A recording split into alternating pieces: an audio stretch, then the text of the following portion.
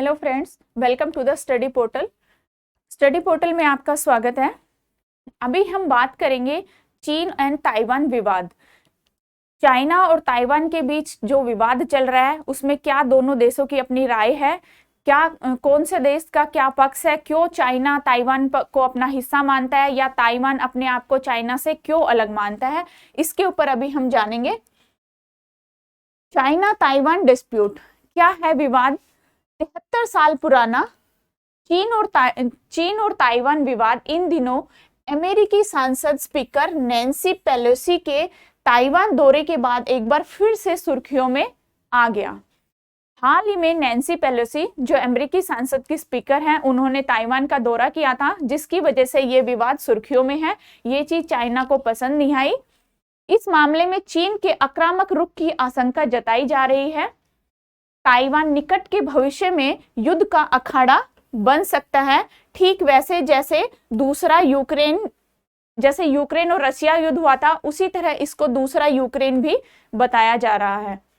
दरअसल ताइवान की स्वतंत्रता के पक्ष में अमेरिका खुलकर समर्थन कर रहा है और चीन इसे अपनी वन चाइना पॉलिसी के खिलाफ बताकर अमेरिकी दखल मान रहा है।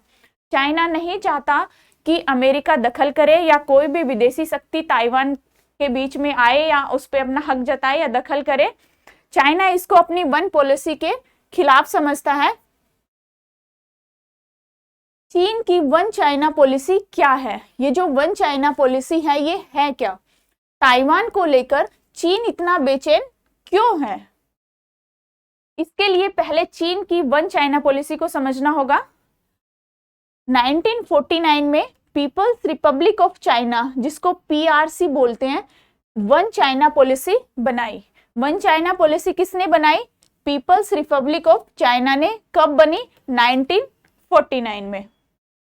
इनमें ना सिर्फ ताइवान को चीन का हिस्सा माना गया, बल्कि जिन जगहों को लेकर उसके अन्य देशों के साथ टकराव थे, उन्हें भी चीन का हिस्सा मानते हुए अलग पॉलिसी बना दी। अंतरराष्ट्रीय मंच पर चीन इन हिस्सों को प्रमुखता से अपना बताता रहा। इस पॉलिसी के तहत मेनलैंड चीन और हांगकांग मकाओ जैसे दो विशेष रूप से प्रशासित क्षेत्र भी आते हैं।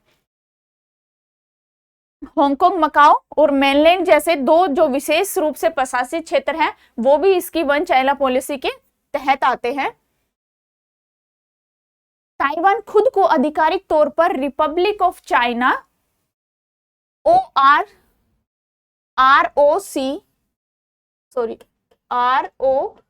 कहता है।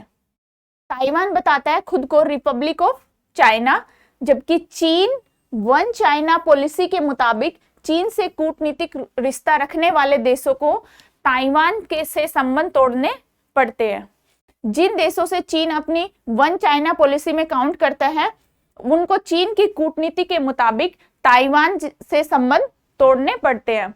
वर्तमान में चीन के 170 से ज्यादा कूटनीतिक साझेदार, जबकि ताइवान के केवल 22 साझेदार हैं। चीन के ज्यादा है, ताइवान के कम है। चीन के 170 है, उससे भी ज्यादा है, और जबकि ताइवान के केवल 22 है। यानी दुनिया के ज्यादातर देश संयुक्त राष्ट्र ताइवान को स्वतंत्र देश नहीं मानते, लेकिन इसके बावजूद वो पूरी तरह से अलग नहीं है। 22 देशों को छोड़कर बाकी देश ताइवान को अलग नहीं मानते। केवल वही 22 देश है जो ताइवान को अलग मानते हैं। ओलंपिक जैसे वैश्विक आयोजन में ताइवान चीन के नाम का इस्तेमाल नहीं कर सकता, लिहाजा वह लंबे समय से चाइनीज ताइपे के नाम से उतरता है। चीन और ताइवान के बीच विवाद है क्या? कि क्या विवाद है दोनों देशों के बीच? चीन वन चाइना पॉलिसी के रास्ते पर चल रहा है। इसी के तहत वह ताइवान को अपना हिस्सा मानता है। दूसरी तरफ ताइवान खुद को संप्रभु राष्ट्र मानता है। ताइवान की अपनी खुद की सरकार है, अपना खुद का संविधान है। 73 साल से दोनों देशों के बीच इसी बात को लेकर टकराव चल रहा है। दोनों देशों के बीच 100 मील दूरी है। इनकी जो डिस्टेंस है केवल चीन और ताइवान का, वो 100 मील की दूरी पर है। ताइवान दक्षिणी पूर्वी चीन के तट से काफी करीब है। ऐसे में टकराव की खबरें लगातार सामने आती रहती हैं। ताइवान की समुद्री सीमा में भी चीन लगातार घुसपैठ करता रहता है। चीन नहीं चाहता कि ताइवान के मुद्दे पर किसी भी तरह का विदेशी दखल हो।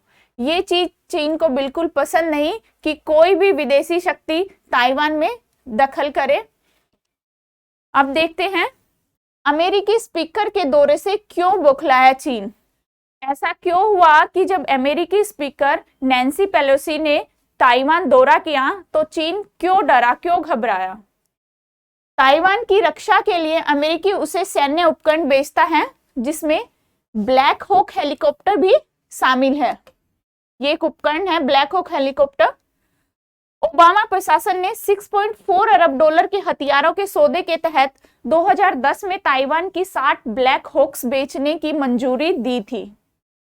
इसके अलावा चीन ने अमेरिका के साथ कुछ सैन्य संबंधों को अस्थायी रूप से तोड़ दिया, जिसकी वजह से चीन को ये चीज अच्छी नहीं लगी।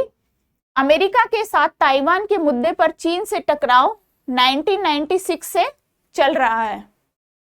चीन ताइवान के मुद्दे पर किसी भी तरह का विदेशी दखल नहीं चाहता।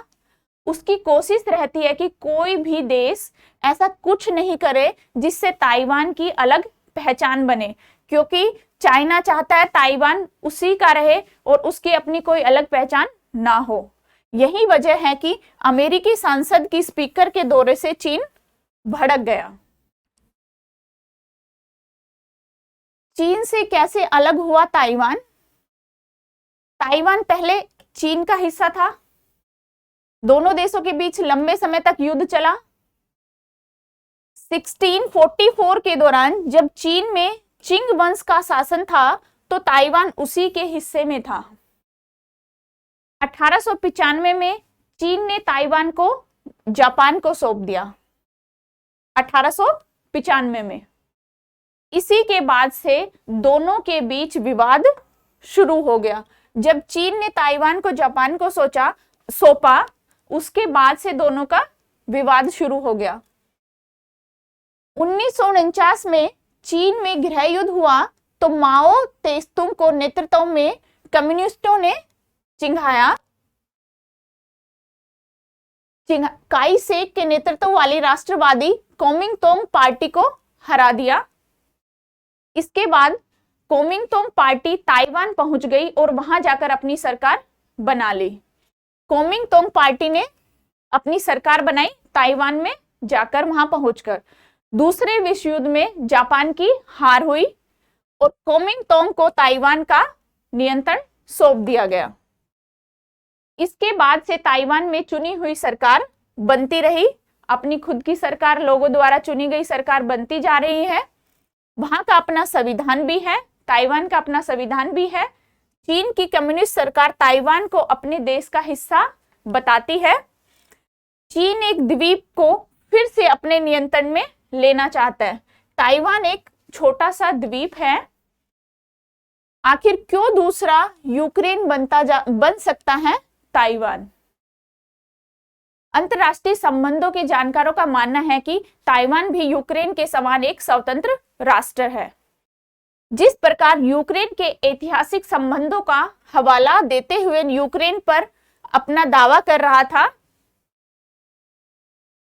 रूस जो है यूक्रेन पर अपना दावा कर रहा था, ठीक उसी प्रकार चीन भी ताइवान को अपना हिस्सा बता रहा है। लेकिन यूक्रेन का झुकाव अमेरिका की ओर होने के कारण रूस यह सहन नहीं कर पाया। रूस ने यूक्रेन पर हमला कर दिया। इसी प्रकार अमेरिका का जो रुख है वो ताइवान की ओर झुकाव की वजह से चाइना इसको सहन नहीं कर पा रहा। वैसे ही ताइवान का झुकाव भी अमेरिका की ओर ज्यादा है और चीन विरोध में है। बावजूद अमेरिका की स्पीकर नैन्सी पेलोसी जब ताइवान पहुंची तो चीन भड़क गया। ये चाइना नहीं चाहता था कि अमेरिका की सांसद ताइवान आए, तो इसकी वजह से वो भड़क गया। ऐसे में आशंका जताई जा रही है कि रूस के समान चीन भी ताइवान पर हमला कर सकता है। जैसे रशिया ने यूक्रेन पर हमला किया, ठीक उसी तरह चाइना भी ताइवान पर हमला कर सकता है। दुनिया के लिए अहम क्यों है ताइवान?